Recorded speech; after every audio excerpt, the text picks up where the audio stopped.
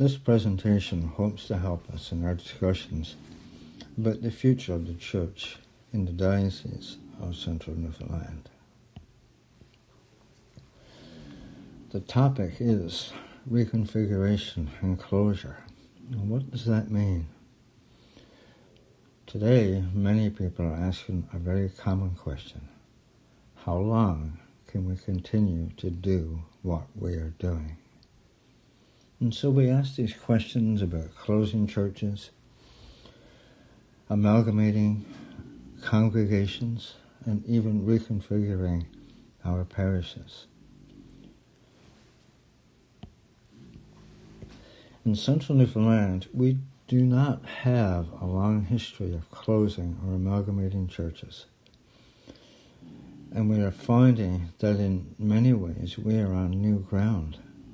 In fact, up until recent years, in Central Newfoundland, we have been able to create new parishes by restructuring, hiring new clergy, building new rectories or purchasing them. And we've always been able to move forward with a sense of optimism and hope. Now, our optimism and hope needs to be protected, nurtured, because we believe that God still has a purpose for us.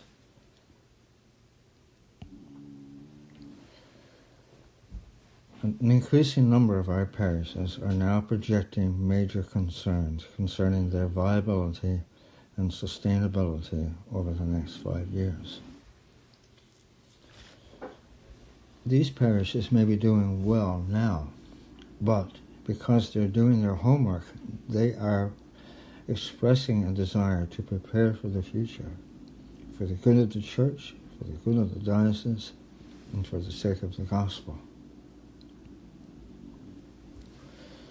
The Diocese of Central Newfoundland has a number of parishes who have seen major declines in population, major declines in attendance and lay involvement, and decreasing income. And of course, expenses are still rising. The vast majority of these challenges are due to demographic shifts that make the original mission of the congregation or parish impossible to fulfill.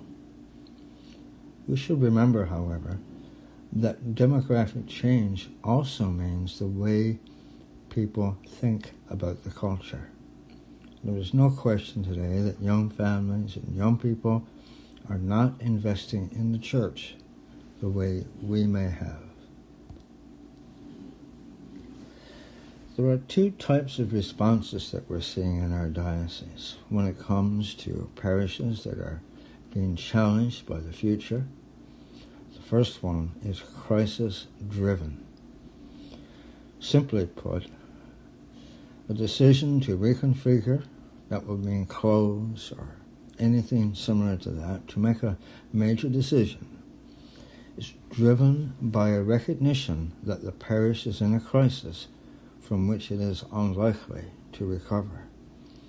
That could have to do with attendance, it could have to do with finances, it could have to do with buildings that are now requiring time and money because they are in disrepair.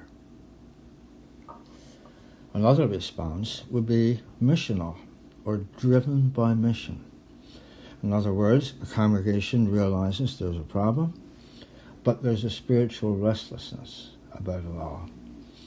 The leadership of that congregation or parishes has seen that there are problems coming down the road about being a sustainable parish, but their decision to evaluate and change has to do with their understanding of the mission of Christ and the relationship with God.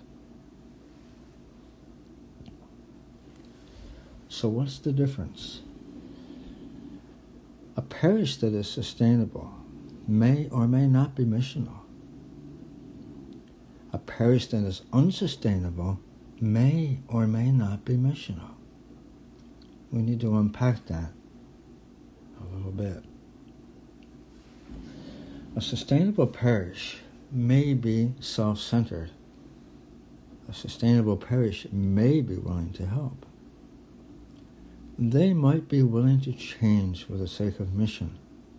In other words, a sustainable parish might decide to look at the problems that other parishes are having, and they may want to get involved and be part of the solution. Some sustainable parishes may be simply happy to let others struggle on their own. Unsustainable parishes may be self-centered and unwilling to change, rather die than make any changes. Or a parish that knows that it's unsustainable may look for ways to redirect their energy for the sake of the larger mission of the Church. That is why in every deanery it is important for the conversation to go outside the boundaries of any one congregation or parish. We all have to be part of God's new unfolding story. A missional approach to the challenges in a parish. Step 1. The congregation or parish realizes that the writing is on the wall. They recognize that they may be facing sustainability issues down the road. A missional parish will then begin to evaluate themselves, and they will use the policy that's available in our diocese on sustainable and strategic ministry. Now, it's helpful that a skilled facilitator is present to help them through this. Every one of our clergy has been asked to look at their own skills, and if they need help with this, the diocese will send the right people in. And so a decision whether or not the parish is strategic or likely to become sustainable down the road is made on the basis of the policy guidelines and community discernment. The whole diocese is being resourced to go through this process, and we are going to do it together. A mission-driven approach. Often a parish or congregation will begin a process of reflecting upon their life story.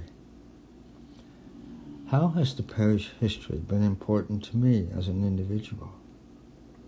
How has the parish history been important to the life story of this community that we are part of? These stories will honor the past and remind us that we have some values that are worth preserving. They are unchanging.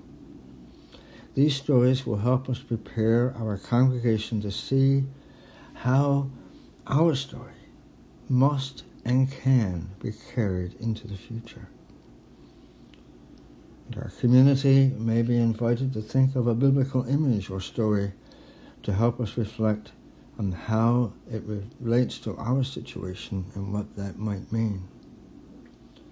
At our Synod, the bishop told the story of the people of Israel who found themselves at the dark water of the Red Sea. They couldn't move forward on their own, but they certainly couldn't go back. They stepped into the water in faith, and the waters parted. How does that story apply to us?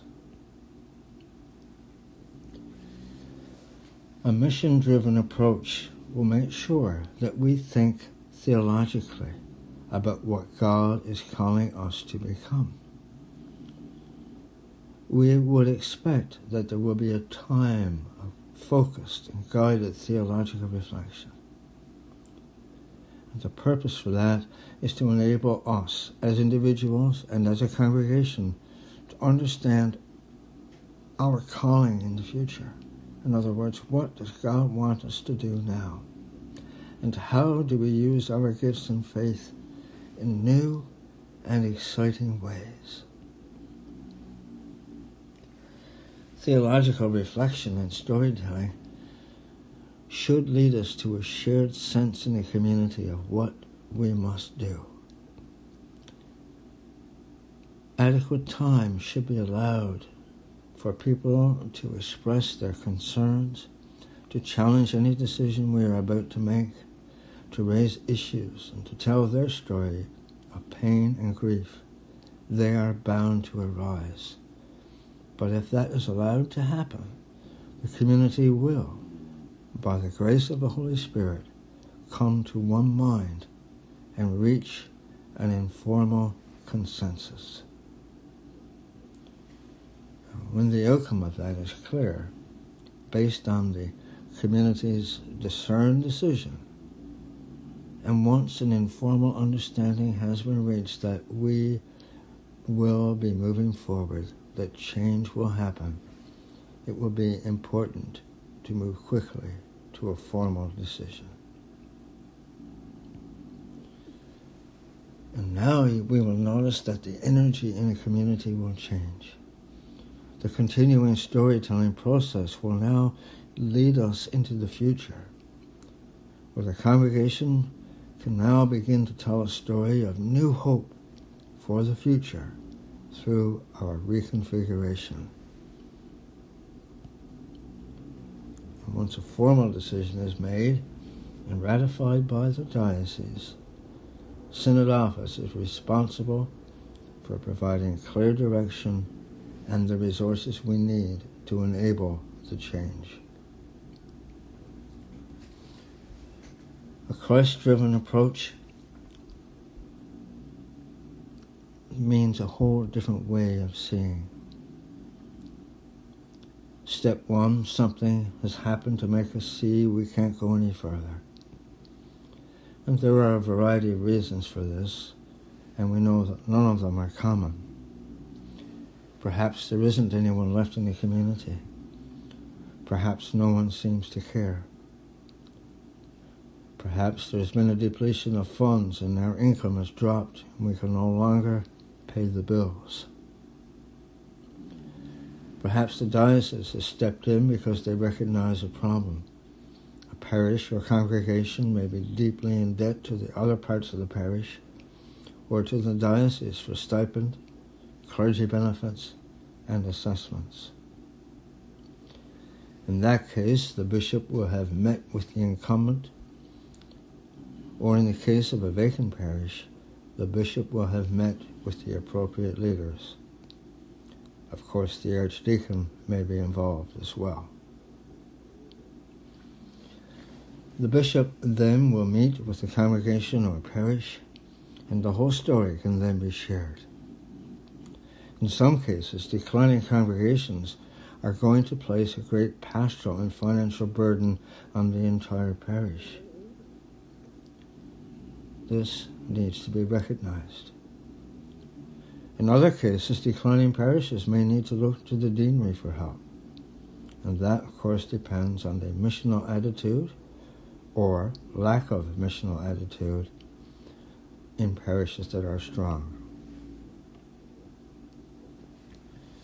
The bishop will help parishes in these discussions explore the difference between a crisis response and a missional response. And of course, we will encourage a missional response in every case. We will then make a formal decision about moving forward. Once a formal decision is made and ratified by the diocese, Synod office is responsible for providing clear direction and resources to enable the change. There are some important considerations throughout all these discussions. Clear and transparent communication is vital. How the message is received and shared by all parties is critical. There must be consistency in the message from the Rector, Deanery Clergy, the Bishop, and diocesan staff. Lay leaders of the parish must be equally as concerned about clear, compassionate, and direct communication. Care must be taken with media and community relationships. No clergy or lay leader should ever speak to the media unless they have first spoken with our diocesan bishop. And it may be necessary to prevent meddlers, and we use that in the kindest way. That would be past clergy, people from other parishes, people who live away, people in the communities who do not understand the whole story or situation from interfering in ongoing processes. Through all the changes, we will continue to trust that God is leading us and making the will of the Holy Spirit evident to all believers.